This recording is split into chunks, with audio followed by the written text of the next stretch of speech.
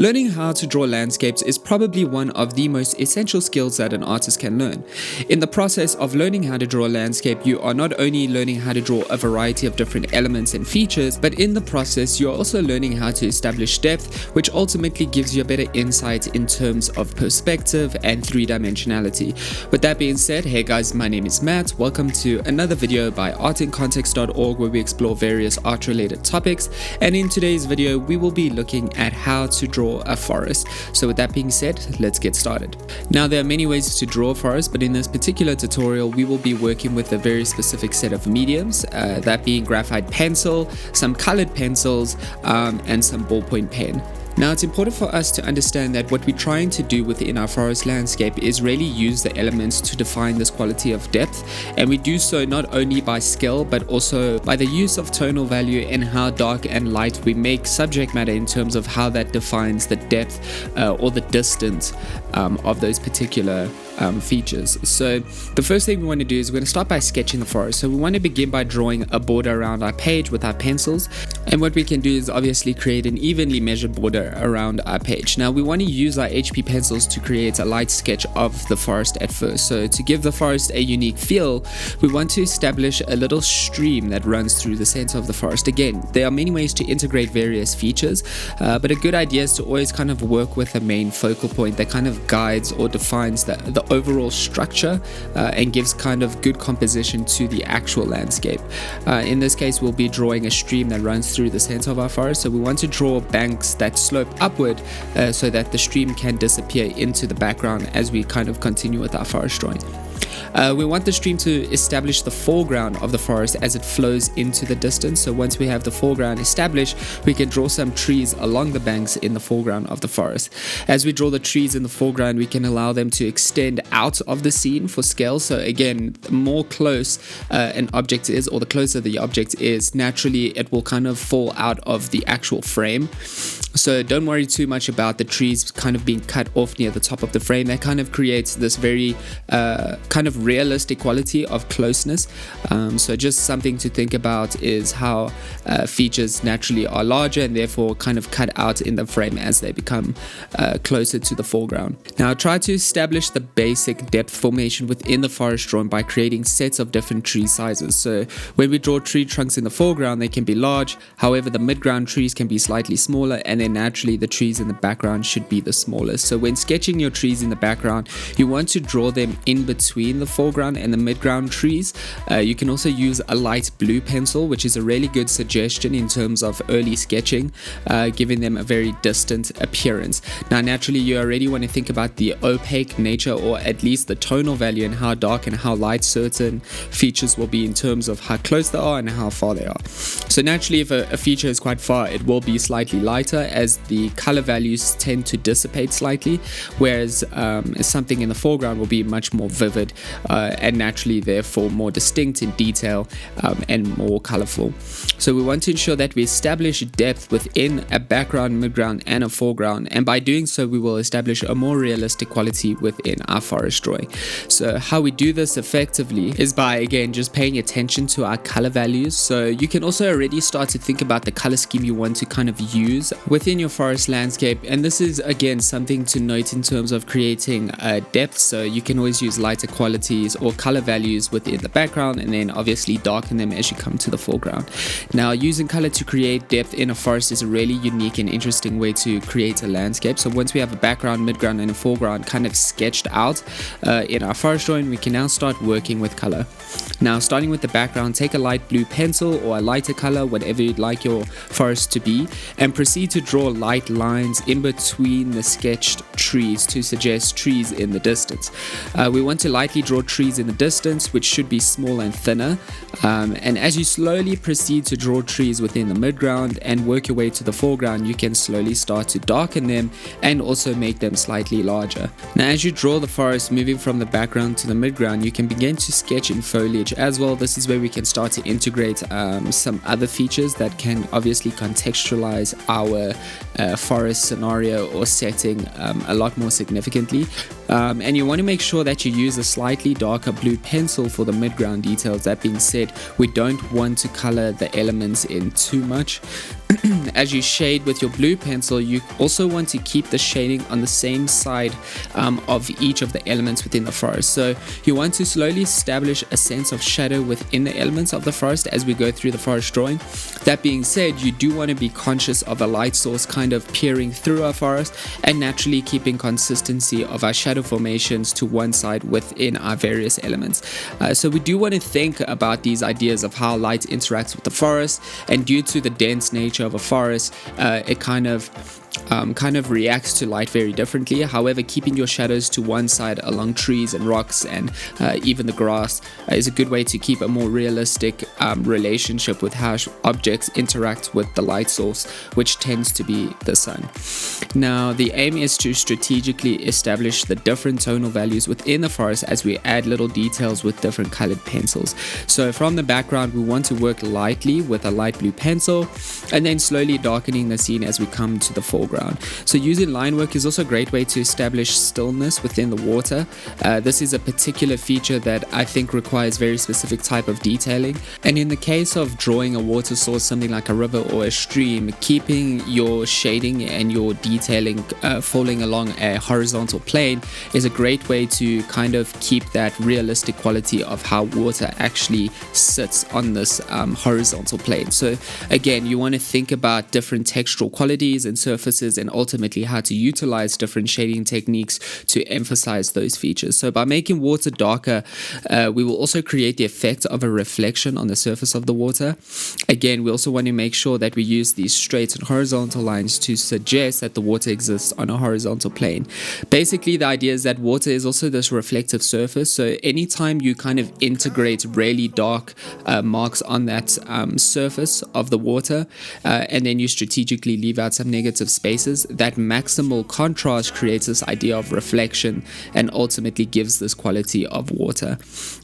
So what we're going to do is we're going to also start just paying attention to adding features to our forest drawing. So at this point, we should have 3 different color values that establish depth within the forest, and then we can start to add in some like rocks and grass and flowers. Again, it's really up to you in terms of surrounding and contextualizing features that you would like to add. However, we do want to just recognize that those 3 different fields of depth, the background, the midground, and the foreground, are established in different tonal values, and we just want to pay attention to those tonal values as a indicator in terms of how dark or light our contextualizing features should be, and also how small or how large. So have a looser and more scribble-like approach also when shading tree trunks.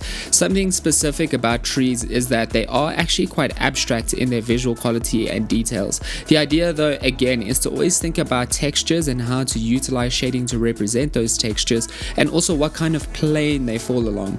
So with trees, obviously they move in these vertical directions, so keeping your shading kind of scribbly and zigzagged or zigzag like to represent bark and that kind of texture, and keeping it on a vertical plane along the tree trunk is a great way to give your tree a realistic quality. And then again, you can build up those tonal values and keeping your shadows to one side. Another thing with the water, you want to have the edges of the water slightly darker, leaving the lightest part of the stream to run through the center of the stream.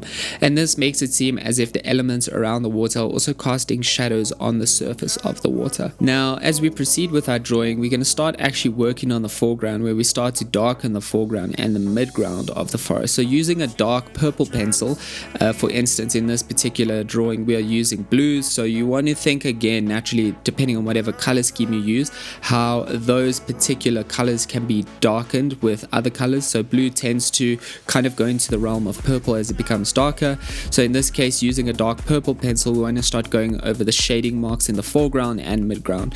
We also want the foreground to be slightly darker as we move through to the midground. Again, we want to lighten the shading a little as we start to shift towards the background. Now remember, we want to make sure that the foreground is the darkest with a lighter midground, and then the background slightly lighter in color value. We can also start to add reflections to the stream by drawing light reflections of the trees that are positioned directly on the stream beneath the trees. So for instance, we see that trees are in the midground and in the background, and what we can do again to kind of give iWater realistic quality is to create these dissipated shadows that form directly beneath the trees in a vertical fashion within the stream of water. And again, this is just going to give the water a realistic quality because of how it is capable of reflecting the environment around it. Now remember, with a landscape, the more time we spend, naturally the more realistic it's going to look. So we really want to make sure that we are spending time on these various fields of depth from the foreground shifting all the way to the background. Again, take your time adding in these darker marks, especially when you're trying to build up your tonal values. So the idea is that you're slowly creating these various little gradients to define shadow formation better. The better we understand the light source and how that develops shadows, the better we are going to be able to develop this three-dimensional quality in our various elements. So remember to keep your shadows in one side and then build up their tonal values through layering with darker colors. Now once we feel that we have successfully created a three-dimensionality in the forest drawing with our various tonal values, we now want to add in some more refined and distinct features with the use of some pen and marker. Again, in this particular tutorial we are using ballpoint pen, and that is because it works really well in tandem with graphite pencil and colored pencils, because the ink comes out quite sparingly, giving us a lot of agency over our mark making process, very similar to that of a pencil drawing process. The aim is to take your time once again to add in details and go over the already existing details. However, we are slowly building up these tonal values again, but this time with our pen and markers we get the opportunity to create these more refined, distinct marks with very sharp line work and maybe stippling marks, thinking about texture, thinking about darkening shadows in some areas, and ultimately building up those gradients of shadows. Now the aim here is to take your time to add in details and go over already existing details. So you want to use your pen and markers strategically, whereby you don't overpower elements as well, so that's really important to remember, but slightly darken them, so the idea is to kind of give them definition. You can also darken the details in the water once again along the edges of the bank. You can also use your marker and pen to add in a little bit of line work and strokes to the elements that sit around the foreground, or in the foreground, sorry. So your marker and pen can also be a great way to enhance shadowed areas with the drawing. So for some elements this is a great way to add shadows to objects that seem very illuminated on one side and therefore have a quite distinct shadow formation on the other. Again, keep all your shadows consistently on one side in all your features. We want to be conscious of the fact that the light source, aka the sun, is obviously coming from one direction. Remember, you want to keep your darkest features within the foreground as well of your forest drawing, and by doing this, the different blues and purples in this particular drawing, you'll start to see how they start to become more vivid and varied in terms of how they change in tonal value from the background all the way to the foreground. Now as you slowly work your way into the forest, moving from the foreground to the background, you also want to make sure you lighten those details once again. We want to be aware of how the darkest marks made with marker and pen work in the foreground, whilst the lightest pen marks can be a great way to capture details in the midground, and then naturally they become more dissipated as we move to the background. We can also go as far as to say the background doesn't even need pen detailing, and that will just emphasize that very subtle dissipated detailing of our blue pencil marks. Now as long as you slowly work your way through the forest drawing, you will end up with a realistic representation of a forest. You should also make sure you take a break. When we are engaging with drawings where we want to give them a lot of detail and attention, it can be quite strenuous. So I think the idea of taking a break can be easily overlooked, and it is pretty pivotal and essential to the drawing process, so you do remain refreshed, and that way you can engage with the process more clearly. So again, making sure that the shadows are consistently on one side of the various elements and features within your forest is important. Making sure that those shadows, shading and details get lighter as they move into the background is also important.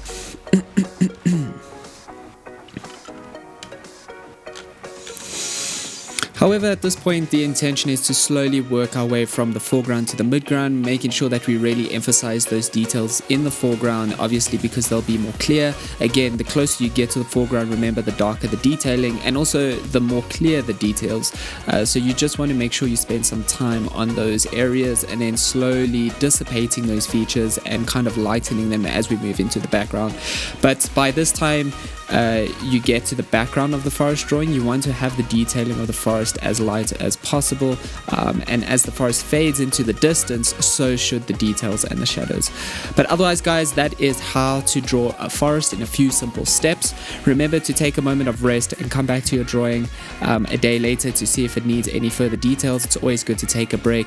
But otherwise, some key things to remember is to take time on each step. Remember, the intention is to also build up our shadows with tonal values, also keeping our shadows consistently to one side within our various features in our forest landscape, and then ultimately using your colors to build up tonal values that obviously dissipate as we move into the background. But otherwise, that is it from me today, guys. I hope this video was helpful. I hope it gave you some information in terms of how to approach a landscape, not just a forest landscape, but looking at a forest is a great way to work with a lot of detailing and then ultimately see how some very significant features such as trees and rocks and grass and using a focal point can be established within a landscape, and how the tonal values can be utilized in a way strategically to define that quality of depth. If you did like this video, please let us know by dropping a like and subscribing. That helps us to grow the channel, which enables us to make more art related content for you guys, which we love to do.